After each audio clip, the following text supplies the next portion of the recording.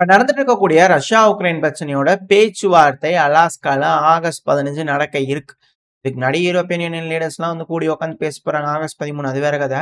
But ஆனா European leaders தொடர்ந்து வந்து பாத்தீங்கன்னா டொனால்டு ட்ரம்ப் அவர்கள்ட்ட நாங்களும் பார்ட்டிசிபேட் பண்றவங்களே அப்படிங்கிற கேள்விகள் ஸ்டேட்மெண்ட்ஸ் வந்துட்டே இருக்கு இல்லையா? இதுக்கு மீம் எல்லாம் வந்து பாத்தீங்கன்னா பயங்கரமா ட்ரெண்டிங் ஆயிட்டு இருக்கு. சைட்ல கூட ஒரு இமேஜோட இருக்கும். அவங்க 2 பேரும் உட்காந்து பேசிக்கிறாங்க. எங்களை விடுங்கப்பா அப்படிங்கிற ஏன் வம்படியா கேட்டுக்கிட்டே இருக்கீங்க? பேசிக்கிட்டு தான் தீர்த்துக்கிட்டுமே அப்படிங்கிற விஷயங்கள் இருக்கு.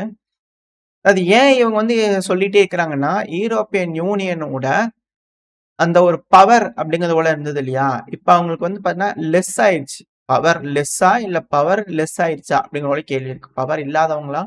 இல்ல பவர் குறைஞ்சிருச்சா? அப்படிங்கிற ஒரு கேள்வி இருக்கு. குறைஞ்சிருந்தா கூட உள்ள விட்டுருப்பாங்க. ஒரு சேர் குடுத்துருப்பாங்க. யாரோ ஒருத்தங்க மட்டும் வந்துட்டு போங்கப்பா அப்படிங்கிறது போல. ஒருத்தங்களும் இல்ல அப்படிங்கும்போது, ஒண்ணுமே இல்லீங்களா எங்களுக்கு அப்படிங்கிறது போல இருக்கு இல்லையா? ஆண்ட பரம்பரை அப்படிங்கிறது போல இருக்கும்போது, கொஞ்சம் அந்த இது இருக்கத்தானே செய்யும் அப்படிங்கிறது போல இருக்கு. எது எப்படியோ. இப்போ இந்த ரஷ்ய அதிபரான விளாடிமிர் புட்டின் அவர்களோட பேசுறதுக்காக இருக்கக்கூடிய ட்ரம்ப் அவர்கள் தரப்பிலிருந்து வரக்கூடிய ஸ்டேட்மெண்ட்ஸ் இது நம்ம நேத்திக்கு பதிவுல கூட பார்த்திருப்போம். பட் ஆனா அதுல அவரோட ஸ்டேட்மெண்ட்ல பல விஷயங்கள் வருது. இதுல ஒரு ஸ்டேட்மெண்ட்டையும் எடுத்து எடுத்து பார்க்கும்போது இது இம்பார்ட்டன்டா இருக்குமா? சோ இதெல்லாம் இது சொல்றாங்கன்னா இதுக்கு பின்னாடி இப்படி இருக்குமா? அப்படி இருக்குமான்ற பல கேள்விகள் வர ஆரம்பிச்சிருக்கு. அதாவது இப்போ அந்த பத்திரிகையாளர் சந்திப்பப்ப சொல்லக்கூடிய விஷயங்கள்ல இப்போ என்ன ஸ்டேட்மெண்ட் நம்ம பார்க்க போறோம் அப்படின்னா, அதாவது விக்டர் ஆர்பன் அவர்கள் அதான் ஃப்ரெண்டுன்னு சொல்றாரு. ஒரு கான்வர்சேஷன் நடந்திருக்கு ட்ரம்ப் அவர்கள் கூட. ஸோ அத வந்து பார்த்தீங்கன்னா, பத்திரிக்கையாளர் சந்திப்பப்ப அவர் சொல்றாரு. அதாவது ஒரு ஃப்ரெண்டுங்க, என் ஃப்ரெண்டு கிட்ட நான் பேசிட்டு இருந்தேன். அப்ப அவர் சொல்லியிருந்தாரு, ரஷ்யா ரொம்ப ஸ்ட்ராங் ஆயிட்டே இருக்கிறாங்க. அதுக்கான காரணம் அவங்க சண்டை புடிச்சுட்டே இருக்கிறாங்க. நான் சாராம்சம் மட்டும் சொல்றேன் அவர் சொன்னதுல. அதாவது உக்ரைன் நீங்க நினைக்கிறீங்களா? உக்ரைன் வந்து ரஷ்யாவ தோற்கடிப்பாங்கன்னு சொல்லிட்டு. அதாவது அவங்க அதிகப்படியான சண்டைகள்ல ஈடுபட்டிருக்கிறாங்க. ரஷ்யாங்கிறது வந்து பார்த்தா ரொம்ப ஸ்ட்ராங்கான ஒரு நாடு. ஏன்னா அவங்க தொடர்ந்து சண்டை புடிச்சுக்கிட்டே இருக்கிறாங்க. நெப்போலியன தோற்கடிச்சுக்கிறாங்க. ஹிட்லர தோற்கடிச்சுக்கிறாங்க. அவங்க வாழ்றதுக்காக சண்டை பிடிச்சு தான் தீருவாங்க. சண்டை பிடிச்சுட்டே தான் இருப்பாங்க. அப்படிங்கும்போது வந்து பார்த்தீங்கன்னா, ஆர்பன் அவர்கள் வந்து பார்த்தீங்கன்னா, ட்ரம்ப் அவர்கள்ட்ட சொன்னதா சொல்லப்பட்டு வருது. இப்ப அந்த டைம்ல அவர் வந்து பார்த்தீங்கன்னா, கேள்வியும் கேட்டுக்கிறாரு. அதாவது ஹங்கேரியோட ஆர்பன் அவர்கள் அங்கேயே தான் இருக்கிறாரு. ஸோ இருக்கக்கூடிய விஷயங்கள பத்தி அவங்களுக்கு நல்லாவே தெரிஞ்சிருக்கும். அந்த அந்த ரீஜியன பத்தி அவருக்கு நல்லாவே தெரிஞ்சிருக்கும். பட் இருந்தாலும் நான் கேட்டிருந்தேன். அதாவது பைடன் அவர்கள்ன்றது வேற. அதெல்லாம் பைடன் அவர்களோட காலகட்டத்தில. ஆனா இதுலருந்து வந்திருக்க முடியும். இந்த பிரச்சனையிலருந்து வெளிய வந்திருக்க முடியும். ஆனா, அவர் கொண்டு வரல. ஆனா, நான் அப்படி இல்ல. கண்டிப்பா நான் இந்த பிரச்சனையிலருந்து வெளிய வந்துருவேன். வெளிய கொண்டு வந்துருவேன் அப்படிங்கிறதுல வந்து பார்த்தீங்கன்னா, இவர் தரப்பு வந்து கேரண்டியா சொல்லியிருந்துக்கிறாராம். அது மட்டும் இல்லாம, ஒரு கேள்வியும் வந்து பார்த்தீங்கன்னா கேட்டுருக்காங்க. ட்ரம்ப் அவர்கள் ஆர்பன் அவர்கள்கிட்ட கேட்டுருக்காங்க.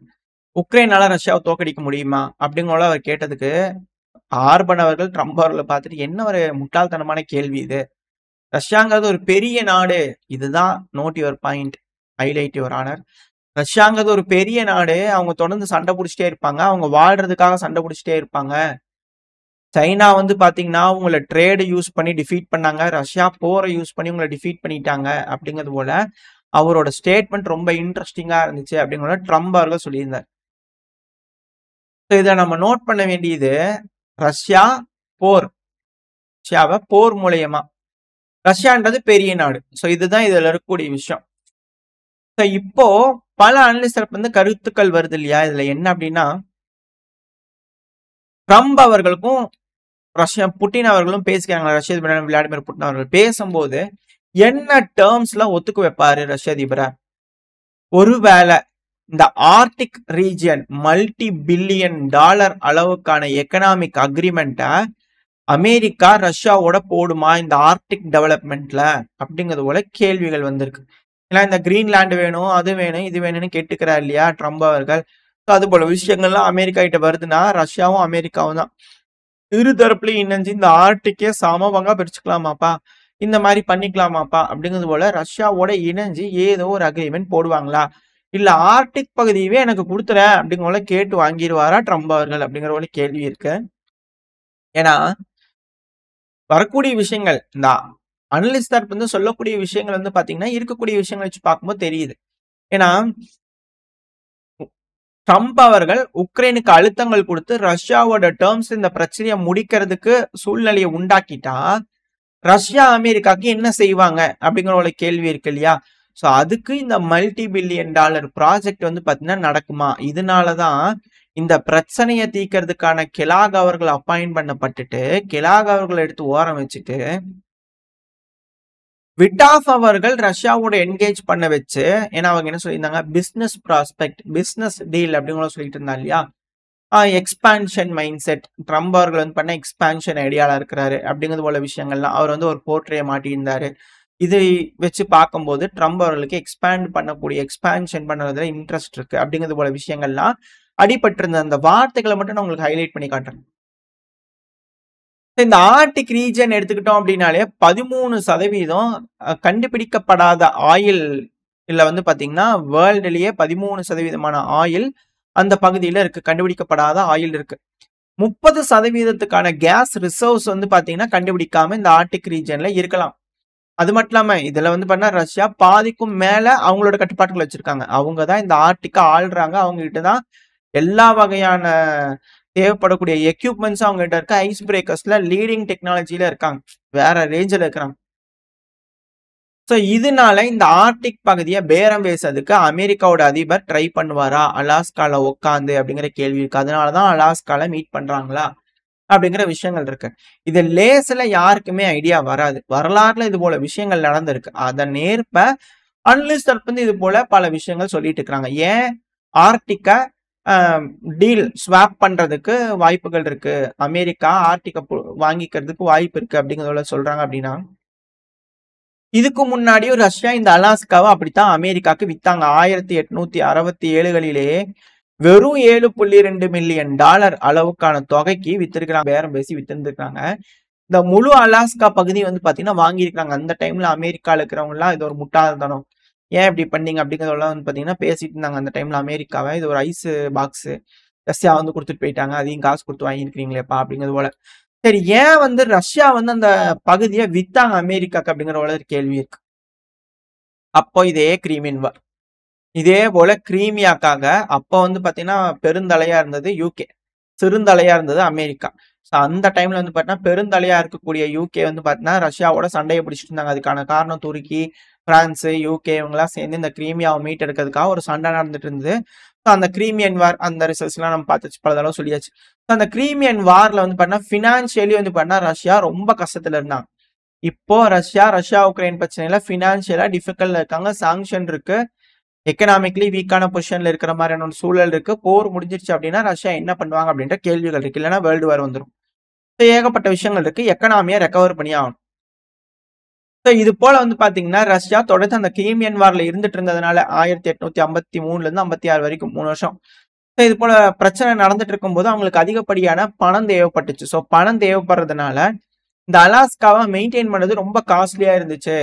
அந்த டைம்ல மொத்தமே 700 ரஷ்யன் தான் வந்து பார்த்தீங்கன்னா இந்த அலாஸ்கால இருந்தா சொல்லப்பட்டு வருது. ஸோ அந்த டைம்ல இந்த இடத்துல சண்டை நடந்துட்டு இருக்கிறதுனால பிரிட்டன் வந்து பார்த்தீங்கன்னா கனடாவை ரூல் பண்ணிட்டு இருந்தாங்க. கனடானா இப்போ தனி நாடுல அது பிரிட்டனோட ஒரு காலனியா இருந்துச்சு.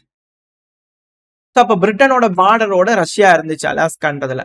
ஸோ பிரிட்டன் எந்த டைம் வந்து போர் தொடுத்து எடுத்துடலாம், ஏன்னா ரூரல் ஏரியாவா இருந்தது. 700 நபர்கள் தான் ரஷ்யா இருக்கிறாங்கன்னா ரிமோட் ஏரியாஸ் தான், அதை கண்ட்ரோல் பண்றதுங்கிறது ரொம்ப ரிஸ்க். அந்த டைம்ல ரஷ்யாவுக்கு வந்து பண்ண இன்ட்ரெஸ்டிங் வந்து இந்த சென்ட்ரல் ஏஷியன் நாடுகள், ரெண்டாவது இந்த கிரீமியா, யூரோப்ல இருக்கக்கூடிய பகுதிகள், இந்த ஏரியாவில் வந்து பண்ணா உங்களுக்கு இன்ட்ரெஸ்ட் அதிகமா இருந்தது. அதை மெயின்டைன் பண்ணி இந்த செர்பியா பகுதி இதெல்லாம் மெயின்டைன் பண்றதுக்கு அதிகப்படியாக பணம் தேவைப்பட்டதுனால வேற வழி இல்லாம ரஷ்யா அலாஸ்காவை அமெரிக்காவுக்கு வித்தாங்க. இப்போ ரஷ்யா உக்ரைனோட போர்ல இருக்காங்க, பினான்சியலி வீக்கா இருக்காங்க. At the same time Russia economically grow ஆகணும், அடுத்த கட்ட நடவடிக்கை போகணும், இந்த பிரச்சனையை சுமூகமா முடிக்கணும், ரஷ்யாவுக்கு வேணுங்கிற இன்ட்ரெஸ்ட்டை செக்யூர் பண்ணும் அப்படின்னா ரொம்ப டீப்பா போயாச்சு. செக்யூர் பண்ணும் அப்படின்னா மேபி ஒரு பகுதியை ரஷ்யா கிட்ட இருந்து வாங்கிட்டு அமெரிக்கா இந்த உக்ரைனை ரஷ்யாவுக்கு கொடுத்துருவாங்களா அப்படிங்கிற போல கேள்விகள் வருது. ஸோ இதைத்தான் அனலிஸ்ட் வந்து திரும்ப திரும்ப முன்வைக்கிறாங்க. எந்த பகுதிக்கு எந்த பகுதி அப்படிங்கிறத அதில் இருக்கக்கூடிய விஷயம். பட் ஆனால் அதே போல ஒரு டீல் நடந்தாலும் ஆச்சரியப்படுறதுக்கு இல்லை அப்படிங்கிற போல பலர் தரப்புன்னு சொல்லிட்டு இருக்கிறாங்க. சோ ஒரு விஷயம் என்ன தெரியுதுன்னா ரஷ்யாவை தொடர்ந்து போர்லயே இருந்துட்டு இருக்கணும். அதாவது டோன்ட் போக் த பியர், இது போல வேர்ட்ஸ் எல்லாம் இருக்கும். அது அமைதியா இருக்கக்கூடிய தூங்கிட்டு இருக்கக்கூடிய கரடியை போய் நோண்டாதப்பா, நோண்டினா அப்புறம் வந்து குச்சி வச்சு குத்திட்டு இருந்தா அது வந்து 4 அப்பப்போம் அப்படிங்கிற சொல்லுவாங்க இல்லையா. இவங்களோட டாக்டிக்ஸே அதுதான். ஏதோ ஒரு பான் கிடைச்சிச்சு அப்படின்னா அதை வச்சு குச்சியை வச்சு போய் அடிப்போ அப்படிங்கிறத அனுப்பிச்சு விட்டாங்க அப்படின்னா அது போய் அந்த பியரை போய் நோண்டுச்சு அப்படின்னா அந்த பியர் அந்த குகையிலிருந்து வெளியே வந்து 4 அப்பாப்பிட்டு இருக்கும். ஸோ முடிஞ்ச வரைக்கும் டேமேஜா மறைஞ்சிருந்து அந்த கரடிக்கு ஏற்படுத்திட்டோம்னா ஒரு கட்டத்துக்கு மேல அந்த கரடி டயர்ட் ஆயிரும். அதுக்கப்புறம் திருப்பி வந்து பார்த்தீங்கன்னா போயிடும். அடி வாங்கினவங்க காலி தான். பட் அந்த கரடி திரும்பியும் குகைக்குள்ளேயே போகும். ஸோ அது கொஞ்சம் வீக்கா இருக்கும். ஸோ அந்த டைம்ல கொஞ்சம் கொஞ்சமா பகுதிகள்லாம் எடுத்துக்கலாமா அப்படிங்கிற ஒரு ஐடியா இருந்தது. இப்ப அந்த கரடி என்ன பண்ணிடுச்சு அப்படின்னா, இவனுக்கு இதே வேலையா இருக்கிறானுங்க. நம்ம ஒரு வலைய பின்னலாம் அப்படிங்கிற பார்த்தா அது ஒரு வலைய பின்னி வர்றவங்க எல்லாத்தையும் உள்ள வந்து பண்ணா உள்ள உழுக வச்சிருக்குது. ஸோ அதுதான் இதுல இருக்கக்கூடிய விஷயம். இங்க நடந்திருக்க விஷயம் இதுதான் நடந்திருக்கு இந்த கதையில. ஸோ ரஷ்யாங்கிறது பெரிய நாடா இருக்கு. அவங்க நினைச்சாங்கன்னா செய்ய முடியும். அதனால அவங்கள போர்ல இழுத்து விட்டு ஃபினான்ஷியலி நட்டமாக்கி ஒரு கட்டத்துக்கு மேல அவங்க வீக்கா இருக்கும்போது ஒரு ஒரு பகுதிகளா வாங்கிக்கலாமா அப்படிங்கிற திட்டமிச்சுக்கிறாங்களா அப்படிங்கிற கேள்விகள் வருது. எது எப்படியோ இது போல ட்ரம்ப் அவர்களும் புட்டின் அவர்களும் பேசிக்கிறாங்க. சுமூகமா பேசி முடிவுகள் எட்டப்பட்டுச்சுன்னா பரவாயில்ல. அப்படி இல்லைன்னா மிக பெரும் அளவுல போர்கள் வெடிக்கப்படும் அப்படிங்கிற மாற்று கருத்துல. ஸோ இந்த பதிவில் நான் சொன்ன மாதிரி தான் ரஷ்யா தொடர்ந்து போர்லயே இருக்காங்க. இந்த ட்ரம்ப் அவர்கள் அந்த பத்திரிகை சந்திப்பப்புல ஆர்பன் அவர்கள்கிட்ட நான் பேசினதா சொன்னேன் அப்படிங்கிற அந்த வேர்ட்ல வந்து பார்த்தா ரஷ்யா தொடர்ந்து போர்லயே இருக்காங்க. பினான்சியலா வீக்கா இருக்காங்க.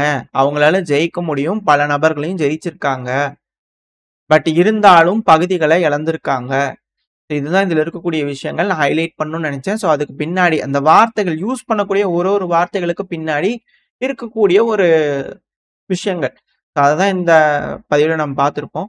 ஸோ இந்த பதிவு பத்தி நீங்க என்ன நினைக்கிறீங்க? மேபி நான் யோசிக்க தப்பா கூட இருக்கலாம். உங்களோட கருத்துக்கள் என்ன அப்படிங்கிறத கமெண்ட் செக்ஷன்ல சொல்லுங்க.